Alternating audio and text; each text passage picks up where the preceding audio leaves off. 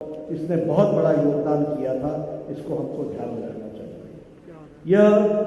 मैं ये मानता हूं कि यह जो लड़ाई थी इसमें इंस्पिरेशन, वैलर का एक यूनिक मिश्रण था। इंस्पिरेशन के साथ जिस विपरीत परिस्थिति में जब मेंटली आदमी थक हारा हुआ महसूस करता है, वहां से उठ करके वैलर के आधार पर विजय हासिल करना, ये बहुत बड़ी बात है।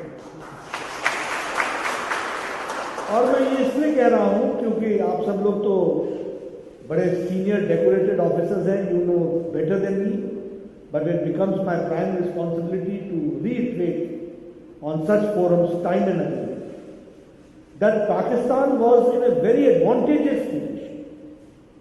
वो हाइट पर था और हाइट के साथ साथ वो स्ट्रेटेजिक पोजीशन पर पोजीशन ले चुका था और लगभग 90 डिग्री की हाइट सीधे थी।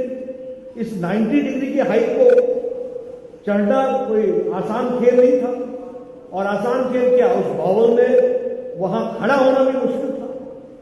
ऐसी परिस्थिति में हमारे जांबाज फौज ने अपने स्ट्रेटेजी के साथ साथ अपने वैलर के माध्यम से वहां विजय हासिल की और शायद 26 दिन 2 मंथ्स मोर देन 2 मंथ्स इस लड़ाई में हम लोगों ने जो लड़ाई लड़ी, ये this was the toughest battle on the highest mountain, a range of 14,000 feet to 16,000 feet. It was the toughest. और इसके साथ साथ आप ये भी ध्यान में लीजिए कि -10 डिग्री टेम्परेचर में हम लोगों ने इस लड़ाई को जीत हासिल की। मैं ये महसूस करता हूं कि आने वाले समय में हमें, हमारी जनरेशन इस बात को याद रखेगी कि हमारे बॉर्डर की सिक्योरिटी और हमारी सिक्योरिटी, इस देश की सिक्योरिटी किस तरीके से हमारी फौज ने, हमारे सोल्जर्स ने, हमारे ऑफिसर्स ने अपने जान को जोखिम में डाल करके किया है।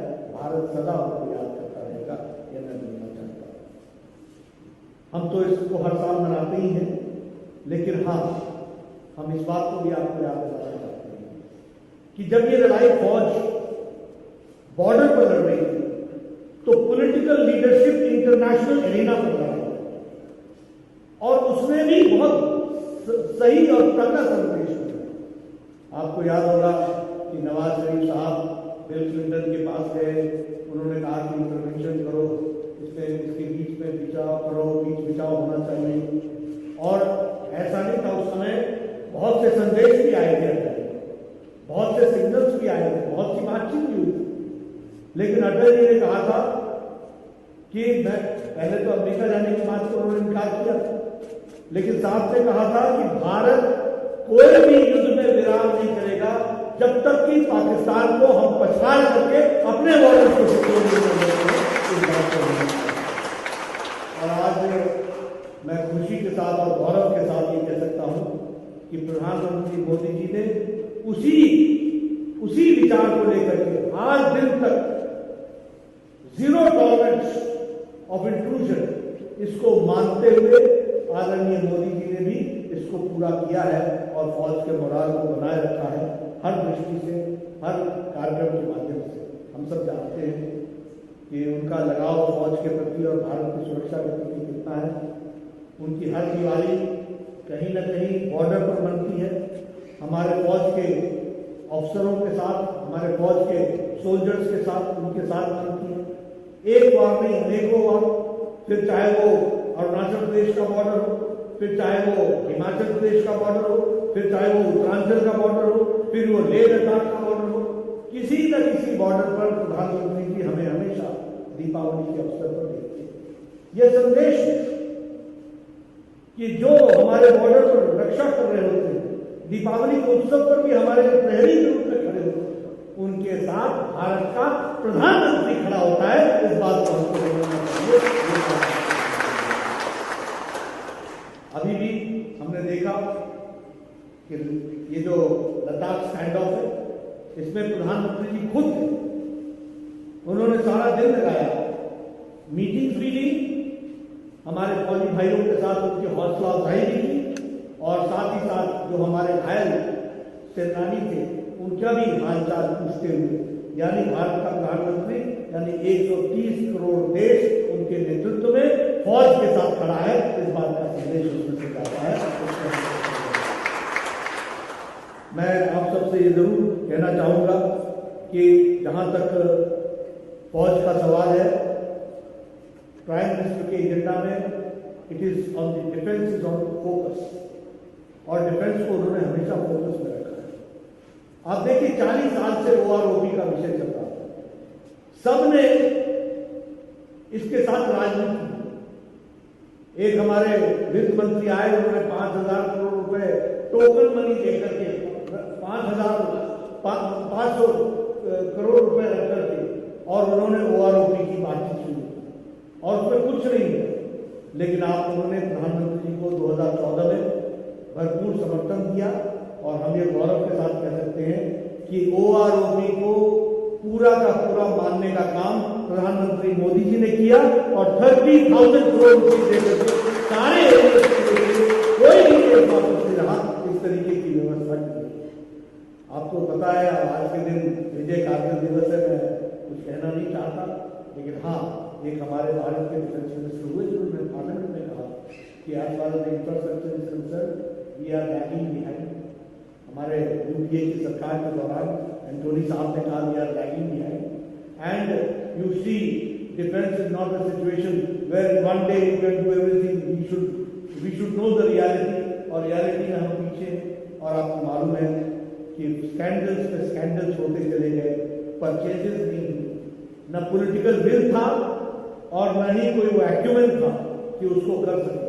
लेकिन आज हम ये गौरव के साथ कह सकते हैं कि प्रधानमंत्री मोदी जी के आने के बाद 36 राफेल फाइटर्स आ गए, उनकी व्यवस्था हो गई, 28 अपाचे हेलीकॉप्टर्स आ गए, उसी तरीके से 15 चिनूक चॉपर्स आ गए, टेस्टिंग हो गई एंटी सैटेलाइट्स की, और इंडिजिनस बुलेट प्रूफ जैकेट अब भारत में पैदा हो रहे हैं और भारत एक्सपोर्ट कर रहा है। यह बदलती तस्वीर का नतीजा है। उसी तरीके से इनहैंस हमारे मार्टियर्स के वॉर्ड्स को स्कॉलरशिप किया गया, यानी हर तरीके से चिंता की गई कि फौज को फोकस में रख करके जो हमारे प्रहरी हैं, जो हम यहाँ पर स्वाधीनता में अपनी सांस ले रहे हैं और आजादी से जीवन बसर कर रहे हैं, इसका कारण है कि हमारी फौज जहां कोस्टल बेल्ट को पूरा का पूरा रक्षा कर रही है, वहीं ऊपरी भाग को भी और सारे तरफ से इसकी रक्षा कर रही है, बॉर्डर की रक्षा कर रही है, तभी यह संभव हो पाया है। यह हम आपके साथ शेयर करना चाहते हैं। इसी के साथ साथ मैं यह भी आपको बताना चाहता हूं कि UPA के टाइम में लगभग 72 प्रोजेक्ट्स बॉर्डर के लिए और किसी पर काम नहीं हुआ था। आज मैं बड़े गौरव के साथ कह सकता हूं कि all 72 projects are nearly completion, nearly completion. ये हमारे कई लोगों को, विरोधियों को डर, दूसरे देशों को चिंता क्यों होती? क्योंकि बॉर्डर पर सारे कंप्लीट हो गए, सारे टनल्स बन गए, सारे ब्रिजेस बन गए। अब हम दिनों में, मतलब चंद घंटों में सारे का सारे सामग्री फौज की पहुंचा सकते हैं, यह व्यवस्था की गई है। और प्रोजेक्ट लगभग 2008 से लेकर 2014 के बीच में 3,610 किलोमीटर की सड़कें बनी, और 2014 से लेकर के 2020 तक 4,764 roads have been completed, where पूरी की पूरी आर्मी अपनी मशीनरी के साथ उस बॉर्डर के माध्यम से एकदम बॉर्डर पर पहुंच सकती है। यह व्यवस्था की गई है। तो यह प्रधानमंत्री जी की सोच है, जिसके कारण ये सब हो पाया है। और आज भारत की फौज, आप जानते हैं, one of the best armed forces in the world, इस तरीके का हम मानते हैं। आज शौर्य दिवस पर हम एक ही बात कहना चाहेंगे कि भारतीय जनता पार्टी का एक एक कार्यकर्ता देश के प्रति समर्पित है। देश सबसे पहला है, top on the agenda, nation first. और नेशन फर्स्ट को, अगर नेशन फर्स्ट रहना है तो नेशन बॉर्डर फर्स्ट, और उस बॉर्डर की रक्षा आप सब लोगों ने किया है और आप सब कर रहे हैं। आप सब बधाई के पात्र हैं। विजय दिवस के अवसर पर मैं आप सबको शुभकामनाएं देता हूँ, बधाई इस तरीके से देता हूँ कि हम लोग फिर से रीइंफोर्स होकर के, ताकत लेकर के अपनी जनता के बीच में इन बातों को रखें ताकि उनकी भी हौसला अफजाई हो, उनके समझ में आए कि आज देश कितना मजबूत मोदी जी के नेतृत्व में है और दुश्मन के लिए हम पूरी तरीके से तैयार हैं, हर तरीके से तैयार हैं। ये हमारा मनोबल है, इसको हमको ध्यान में रखना चाहिए। आप सब लोग आज के दिन एकत्र आए, विपरीत परिस्थितियों में भी आपने इस कार्यक्रम में शामिल हुए, आपका बहुत बहुत धन्यवाद।